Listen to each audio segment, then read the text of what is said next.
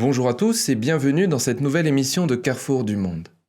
Alors que l'Assemblée nationale vient d'adopter définitivement le projet de loi sur le pass vaccinal, par 215 voix contre 58, les propos du président de la République restent présents dans tous les esprits. Ses déclarations sur les non-vaccinés, assumées et préparées, s'expliquent par plusieurs points.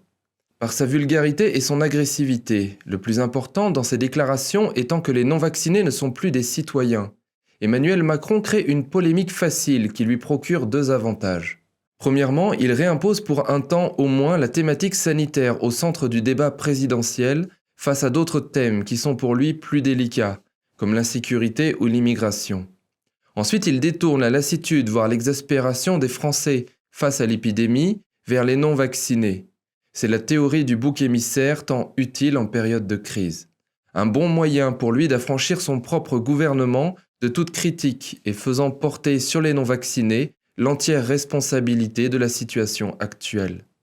Notons également au passage que quelques jours après ces déclarations, M. Macron assumait totalement ses propos, tout en se cachant derrière la présence lors de l'interview de personnel soignant en colère contre les non-vaccinés. Enfin, remuant le couteau dans la plaie d'un clivage existant au sein de la société, M. Macron resserre derrière lui une partie de son bloc électoral déjà convaincu par le pass vaccinal. Et en radicalisant l'opposition à ce même pass vaccinal, opposition qui est à juste titre choquée par une telle déclaration, il la pousse plus facilement à la faute. Faute qu'il pourra tout aussi facilement exploiter pour la décrédibiliser. Ce qui est important à noter, c'est que cette agressivité grandissante envers les non-vaccinés s'accompagne symboliquement d'une autre violence, cette fois faite aux enfants pour le dépistage de la maladie. Alors voici le témoignage d'une préparatrice en pharmacie qui a beaucoup circulé sur Internet. Je suis préparatrice en pharmacie et aujourd'hui rien ne va plus. Les protocoles sanitaires changent en permanence. Les patients sont perdus et nous aussi. Les patients sont fatigués, anxieux, en colère, énervés et moi aussi. On ne peut pas tout faire.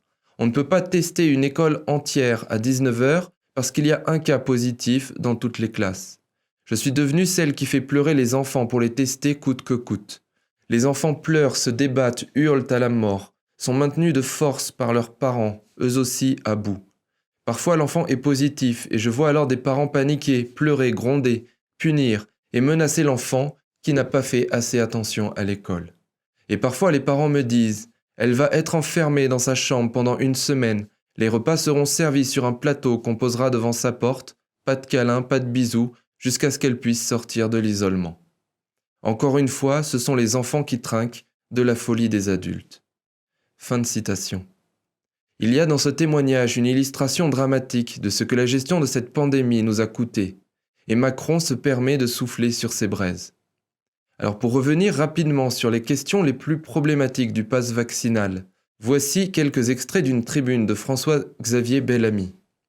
Je cite le député européen. « Ce qui disparaît, c'est une règle essentielle pour l'état de droit, résumée ainsi par notre Constitution. Nul ne peut être contraint de faire ce que la loi n'ordonne pas. Avec le pass vaccinal, le gouvernement tombe dans une contradiction désastreuse pour les libertés publiques, l'égalité en droit et l'amitié civique. Il s'agit en effet de dire que la vaccination n'est pas obligatoire, mais que ceux qui ne s'y plient pas sont quand même coupables, et qu'il devient par conséquent légitime d'accuser, de blâmer, de brimer, de punir, de priver même de droits absolument fondamentaux des citoyens qui ne se sont pourtant soustraits à aucune obligation légale. Le gouvernement pense-t-il pouvoir arrêter l'épidémie par la vaccination généralisée, en dépit des préconisations de l'OMS, des expériences acquises ailleurs dans le monde et de la survenue de cette 5e vague dans un pays déjà massivement vacciné? S'il le pensait, il assumerait de rendre cette vaccination obligatoire par la loi.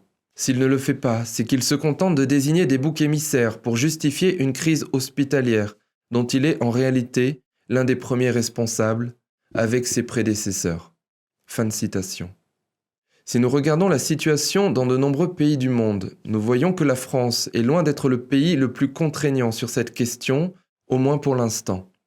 Au Pakistan, la province du Pendjab peut aller jusqu'à bloquer les cartes SIM des non-vaccinés, signifiant l'isolement numérique de ces personnes.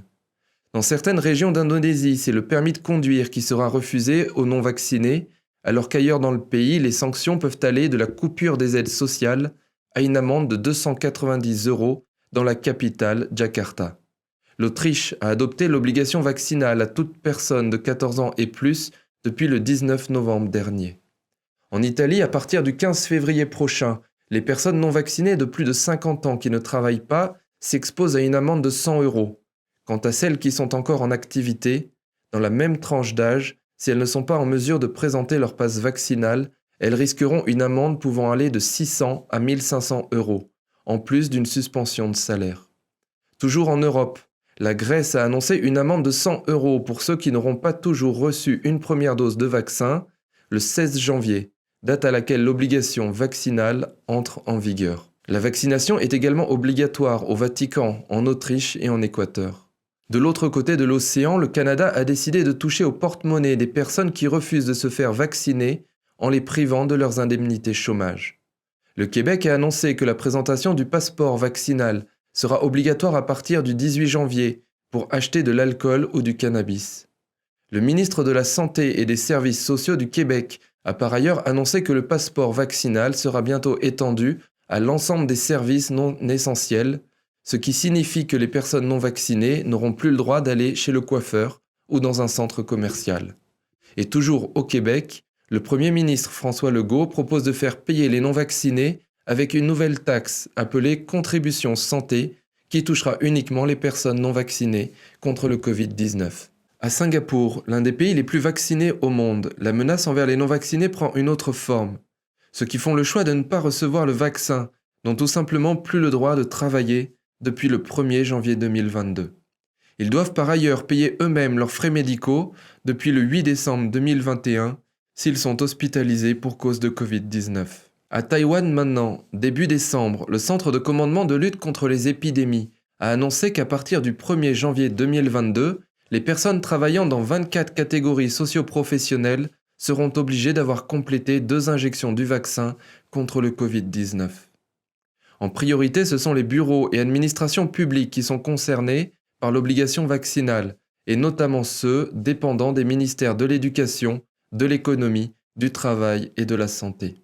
Enfin, en Suède, pays qui s'était distingué par son refus du confinement, un pass sanitaire a été instauré pour la première fois en novembre dernier pour les événements de plus de 100 personnes. Pourtant, parallèlement à ce raidissement des mesures sur la vaccination, les caractéristiques du variant Omicron font émerger un autre discours, plus porteur d'espoir. En Espagne, le gouvernement réfléchit à la mise en place d'un nouveau système de surveillance du SARS-CoV-2, plus proche de celui mis en place pour les maladies virales comme la grippe. Ce nouveau modèle, qui pourrait être instauré à la fin de la 6e vague, qui touche actuellement l'Espagne, traiterait le Covid-19 comme une maladie respiratoire aiguë de plus. En Israël, la 4e dose va être dirigée vers des publics prioritaires. On va donc vers un ciblage d'une vaccination régulière chez les personnes les plus fragiles, un peu comme ce qu'on peut avoir avec le virus de la grippe. Le docteur Clive Dix, qui a été président de l'agence gouvernementale britannique de décembre 2020 à avril 2021, a appelé à un retour à une nouvelle normalité. Selon lui, le coronavirus devrait être traité comme la grippe et le programme britannique de vaccination de masse devrait être abandonné une fois la campagne de rappel terminée. Il a déclaré que le pays devait apprendre à gérer la maladie plutôt que de se concentrer sur l'arrêt de la propagation du virus. L'Agence européenne des médicaments, par la voix de Marco Cavalleri, chef de la stratégie vaccinale, a également exprimé des doutes quant à l'administration d'un 4e vaccin à la population, affirmant que l'injection de doses répétées n'était pas une stratégie durable. Selon lui, les pays devraient plutôt commencer à penser à espacer les rappels à des intervalles plus longs et à les administrer au début de l'hiver, comme le vaccin contre la grippe, a-t-il soulevé. Bien qu'Omicron semble plus contagieux que d'autres variants, des études ont montré un risque plus faible d'être hospitalisé après une infection par ce variant, estimé entre 1/3 et la moitié du risque qu'avec le variant Delta, selon l'Agence européenne des médicaments. Andrew Pollard, directeur général de l'Oxford Vaccine Group, qui a mis au point l'un des vaccins avec la société pharmaceutique anglo-suédoise AstraZeneca, ne pense pas qu'il soit possible de faire une piqûre de rappel au monde entier plusieurs fois par an. Nous ne pouvons pas vacciner la planète tous les 4 à 6 mois. Ce n'est ni durable ni abordable, a déclaré M. Pollard dans une interview accordée au journal britannique The Daily Telegraph. Selon Yannick Simonin, virologiste à l'INSERM à Montpellier, de plus en plus d'hypothèses et de validations scientifiques vont dans le sens que le variant Omicron pourrait contribuer à accélérer la sortie de crise. D'après le scientifique, je cite, « De plus en plus de personnes vont être infectées par ce variant et vont développer une immunité qui va probablement protéger ces personnes infectées par d'autres variants, puisqu'on sait que l'immunité est quand même relativement stable. Donc oui, Omicron peut contribuer à accélérer une sortie de l'épidémie telle qu'on la connaît actuellement, c'est-à-dire pas la disparition du Covid, mais une autre façon de vivre avec le Covid. » Fin de citation. Cela dit, il y a bien un pays au monde qui semble loin de vouloir prendre ce chemin, et je parle évidemment de la Chine. En effet, le régime chinois reste focalisé sur sa stratégie zéro Covid et les confinements hyper stricts. Actuellement, plus de 30 millions de personnes sont confinées en Chine, que ce soit à Xi'an, Tianjin ou encore dans le Henan, le grenier à blé du pays, déjà durement touché par des inondations. À Xi'an, 49 687 habitants ont été confinés dans 443 points de confinement collectif, un chiffre jamais atteint depuis l'explosion de l'épidémie Covid-19 il y a 2 ans. Ces confinements sont extrêmement autoritaires et rappellent par certains aspects de mauvais souvenirs de la révolution culturelle à la fin des années 60. À Xi'an, par exemple, les habitants pouvaient au début sortir pour acheter leur nourriture, puis finalement ils ont dû rester chez eux et attendre que ce soit les autorités locales qui leur livrent de quoi manger. Mais quand les vivres vinrent à manquer et qu'aucune autorité ne s'est présentée à leur porte, certains ont dû sortir tout simplement pour permettre à leur famille de survivre. Mais peu importe leur motivation, ceux qui se sont fait prendre par les autorités ont dû confesser leurs fautes en public, certains avec un panneau autour du cou dans des séances d'humiliation publique. Dans un autre cas, un personnel filmé en train de livrer de la nourriture a refusé de la donner tant que la personne ne remerciait pas le gouvernement à voix haute devant la caméra. De nombreux témoignages de la révolution culturelle expliquaient comment pour acheter 1 kilo de riz, il fallait réciter quelques vers des pensées de Mao. Une vidéo prise dans la province du Henan montre un policier arrêter une femme en lui criant dessus pour ne pas avoir fait de test de dépistage pendant 2 jours. La femme se défend en disant qu'elle n'est pas sortie de chez elle durant ces 2 jours, mais le policier ne veut rien entendre et l'arrête. Dans une autre ville, quand un cas a été détecté à l'intérieur d'un supermarché, ce supermarché a immédiatement été confiné avec les clients à l'intérieur, qui doivent dormir sur des matelas de fortune dans les allées du magasin.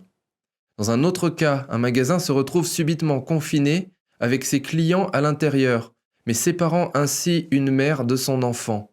Et malgré les cris de la mère, les policiers n'ont rien voulu savoir. Plus triste encore, plusieurs femmes enceintes ont perdu leur bébé alors que les hôpitaux ont refusé de les accepter sans test Covid valide. Après 2 heures d'attente devant la porte d'un hôpital tout en perdant du sang, une femme enceinte de 8 mois a enfin pu être acceptée, mais son bébé était déjà mort.